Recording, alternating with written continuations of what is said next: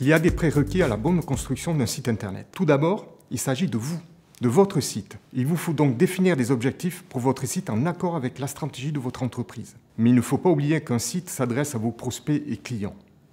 Il faut donc connaître vos prospects, il faut connaître vos clients pour s'adresser à eux avec le bon discours et avoir une chance de les convaincre de faire ce que vous attendez d'eux en fonction des objectifs que vous avez assignés au site web.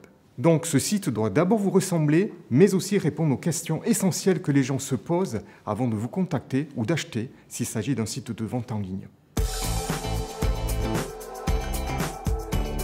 Souvent, on nous demande s'il est encore utile d'avoir un site web. Les réseaux sociaux comme Facebook ou LinkedIn, vos vidéos sur YouTube, tous ces dispositifs-là sont des leviers pour faire venir des internautes chez vous, sur votre site. Parce que chez vous, c'est votre site web ou sur une page que vous maîtrisez. C'est là que vous allez pouvoir capitaliser sur vos contenus variés, convaincre, donner une ambiance qui vous ressemble et surtout faire à vos visiteurs ce que vous attendez de leur part. C'est vraiment le cœur de votre dispositif digital.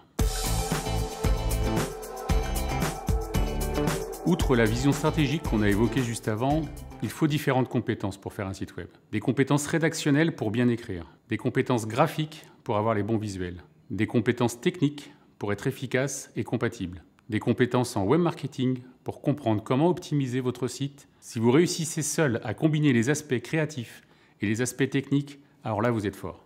Moi-même, je n'y arrive pas. Bien sûr, on peut être tenté de faire son site web seul, avec un outil bon marché qu'on trouve sur le web. Effectivement, pour qui s'intéresse un peu à la technique, il est aujourd'hui relativement facile de faire tout seul des pages web à peu près correctes. Souvent, les patrons de TPE préfèrent d'ailleurs tenter l'aventure seul.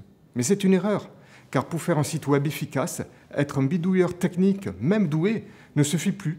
Dans une prochaine vidéo, on vous expliquera pourquoi un site web doit être considéré comme matière vivante.